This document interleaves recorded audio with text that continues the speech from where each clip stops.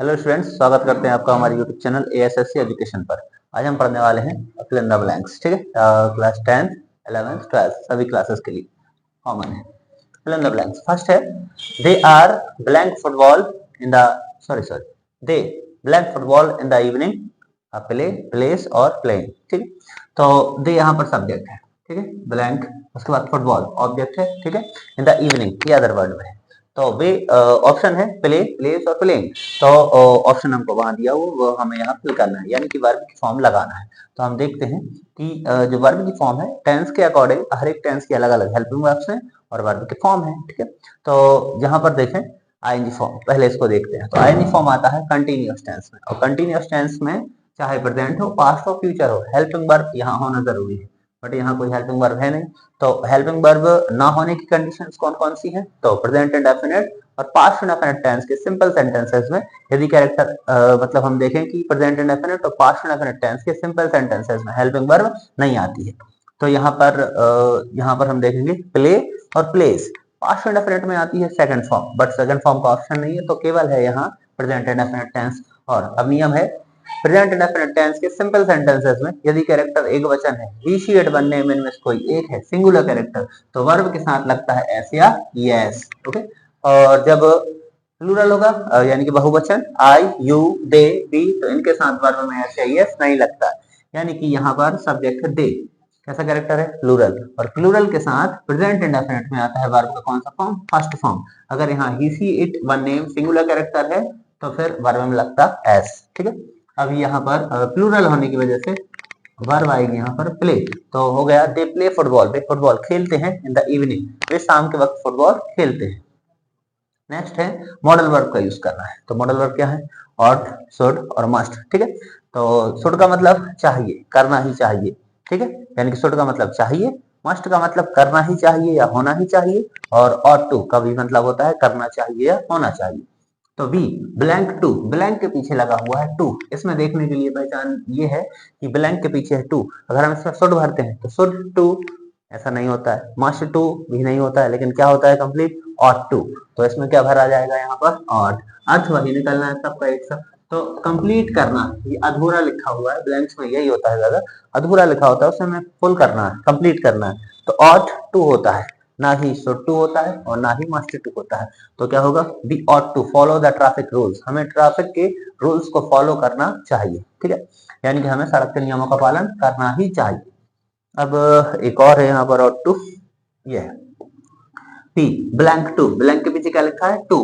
तो हम देखेंगे शुड टू नहीं होता है, मे टू भी नहीं होता है, क्या होता है? Ought to.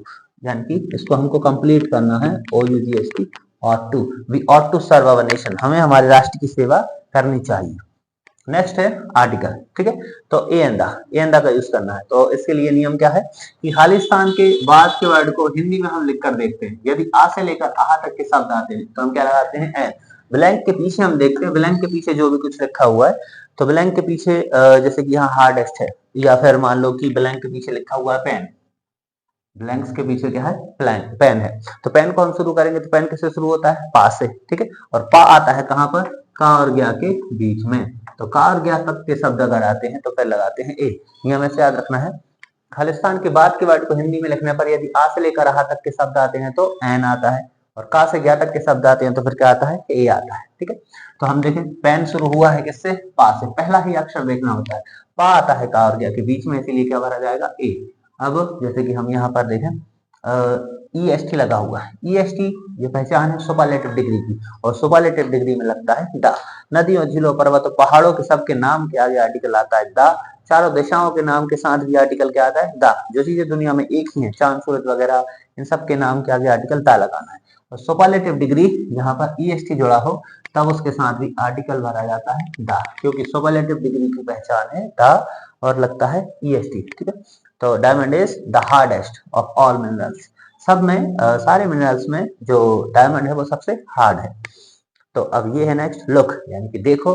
Blank you leave, इसमें कोई ग्रामर फिक्स नहीं करना है। लीप यानी कि है कूदना, कूदने से पहले क्या करें? देखे। बिफोर यानी होता है पहले, और आफ्टर का मतलब क्या होता है? बाद।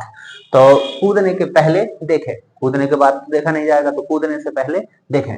इसमें हम सिंपली भरते हैं before, look before you leave, कूदने से पहले देखें, आप कूदें इससे पहले देखें।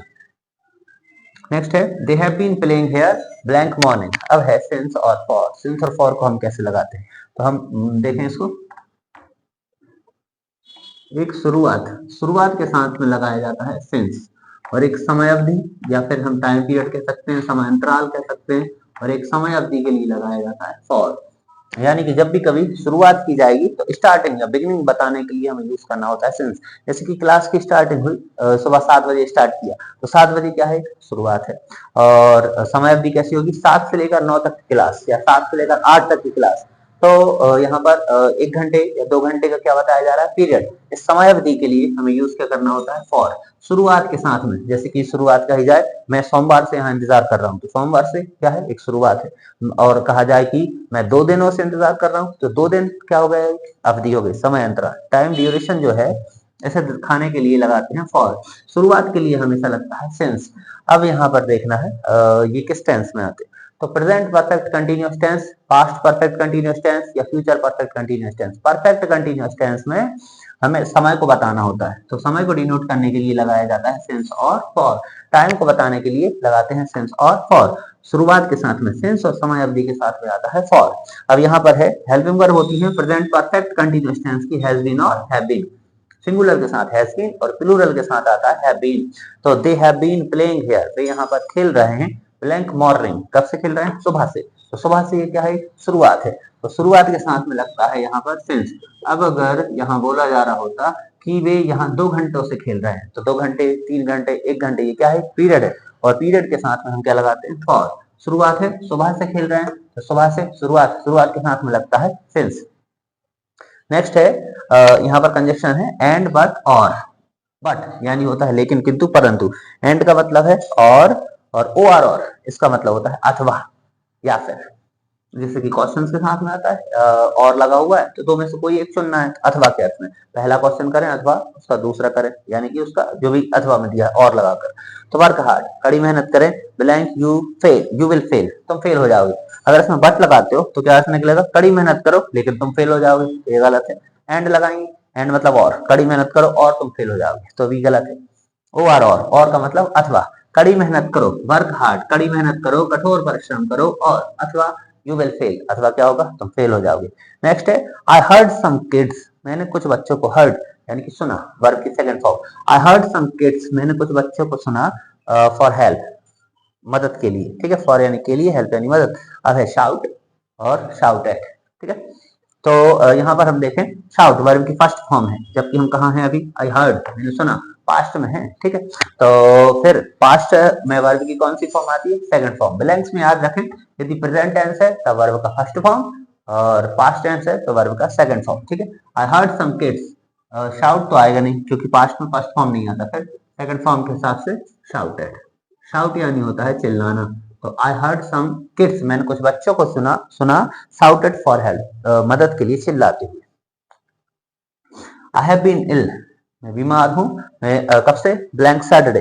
सैटरडे क्या है, मैं बता रहा हूँ कि मैं बीमार हूँ, कब से हूँ, तो सैटरडे से, शनिवार से। तो ये क्या है, शुरुआत है, मतलब कि कुछ भी बीमारी हो, बुखार आया, माना कि कब से आया है, सैटरडे से, तो ये क्या है, शुरुआत। शुरुआत के लिए किसका यूज करते हैं, सिंस का। अगर कहा जाए मैं 4 दिनों से बीमार, 4 दिन का क्या हो जाएगा, पीरियड, और पीरियड के साथ क्या लगाते हैं, फॉर। शुरुआत के साथ में आता है सिंस, तो यहाँ भरा जाएगा since. I have been ill since Saturday, मैं सैटरडे से बीमार हूँ। नेक्स्ट है ही ऑलवेज, ऑलवेज यानी होता है हमेशा, blank on time, come, comes और coming. Coming ING form continuous tense, इसके लिए जरूरी है कि कोई हेल्पिंग वर्ब होना चाहिए। ही सब्जेक्ट है और यहाँ हेल्पिंग वर्ब कोई है नहीं, ठीक है, डायरेक्ट वर्ब यूज करना है, ठीक। और अब क्या है, हेल्पिंग वर्ब ना दी गई हो तो दो ही टेंस हो सकते हैं, प्रेजेंट इंडेफिनिट और पास्ट इंडेफिनिट। तो पास्ट इंडेफिनिट में वर्ब का सेकंड फॉर्म, बट ऑप्शन क्या है, कम और कम्स, एक फर्स्ट फॉर्म है और उसमें एस लगा हुआ है, पास्ट इंडेफिनिट यहाँ है नहीं। तो मतलब ये है कि प्रेजेंट इंडेफिनिट टेंस है। अब क्या है नियम, अभी पढ़े थे हम यहाँ पर, प्रेजेंट इंडेफिनिट टेंस के सेंटेंसेस कैसे लिखेंगे, ये दोनों ही सेंटेंस कैसे, सिंपल सेंटेंस यानी कि साधारण वाक्य है। तो सिंपल सेंटेंस की पहचान क्या है कि ना तो नॉट लगा होना चाहिए, अगर नॉट लग गया तो वाक्य कैसा हो जाएगा, नेगेटिव, और ना ही क्वेश्चन मार्क लगाओ, क्वेश्चन मार्क पहचान है इंट्रोगेटिव के लिए, और आगे के सेंटेंसेस के लिए भी सब में क्या आता है, क्वेश्चन मार्क। तो अगर क्वेश्चन मार्क लगा है तो इंट्रोगेटिव है, क्वेश्चन मार्क नहीं है मतलब इंट्रोगेटिव नहीं है, ठीक है। नॉट लगा हुआ है तो नेगेटिव हो गया, तो इसमें नॉट भी नहीं है, मतलब कि ना तो नॉट है ना ही क्वेश्चन मार्क, तो ना तो नेगेटिव है ना ही इंट्रोगेटिव है, तो हुआ कैसा, सिंपल सेंटेंस। और सिंपल सेंटेंसेस में क्या होती है, प्रेजेंट इंडेफिनिट टेंस के सिंपल सेंटेंसेस में साधारण वाक्यों में यदि कैरेक्टर एक वचन है, ही शी इट वन नेम इनमें से कोई एक है, तो वर्ब में लगता है एस या ईएस। और यदि कैरेक्टर आ यू दे वी बहुवचन प्लूरल में से कोई एक है, तो वर्ब में एस या ईएस नहीं लगता है। यानी ही जो कैरेक्टर है वो कैसा है, सिंगुलर है, तो वर्ब में क्या लगेगा, एस। तो कम से क्या हो जाएगा, कम्स। सेंटेंस हुआ ही ऑलवेज कम्स ऑन टाइम, वह हमेशा समय पर आता है। ओके, नेक्स्ट है Saroj blank watching TV. Saroj TV देख रही थी, वो तो ये लिखे हुए हैं हेल्पिंग वर्ब, तो अर्थ निकाल लिया गया। तो वाज वर्ब और हैज हेल्पिंग वर्ब है प्रेजेंट परफेक्ट टेंस की, और प्रेजेंट परफेक्ट पहचान चुका है, चुकी है, चुके हैं। वर्ब का कौन सा फॉर्म आता है, थर्ड फॉर्म, बट यहाँ पर वर्ब का लिखा है कौन सा फॉर्म, आईएनजी फॉर्म। आईएनजी मतलब कंटिन्यूअस टेंस, ठीक है। अब हम देखें वाज और वर हेल्पिंग वर्ब होती है पास्ट कंटिन्यूअस टेंस की, पहचान है रहा था, रही थी, रहे थे। और किसके साथ क्या लगाते हैं, तो he she it one name और आई के साथ आता है वाज, और यू दे वी और प्लूरल कैरेक्टर्स के साथ आता है were. He she it one name singular और आई के साथ वाज। तो यहाँ क्या लिखा हुआ है, सरोज। सरोज कैसा कैरेक्टर है, सिंगुलर है, एक वचन है। सरोज सिंगुलर के साथ क्या लगेगा, was. Saroj was watching TV, Saroj TV देख रही थी when the power went of, जबकि पावर क्या हो गया, कट हो गया या फिर पावर चला गया। आई एम नॉट अफ्रेड, तो यहाँ याद रखना है अफ्रेड, अफ्रेड यानी होता है भय होना, डर होना। अफ्रेड के साथ आता है ऑफ, ओ एफ ऑफ। अब याद होना चाहिए कि ओ डबल एफ ऑफ या ओ एफ ऑफ, तो कंफ्यूज करने के लिए दोनों ऑफ साथ में लिखे होते हैं, तो हमें याद रहे कि इधर पे क्या लगता है, ओ एफ ऑफ। अफ्रेड को देखते ही लगा देना यहाँ पर क्या, ऑफ, तो होता है I am not afraid of death, मुझे मौत का डर नहीं है। Okay, thank you.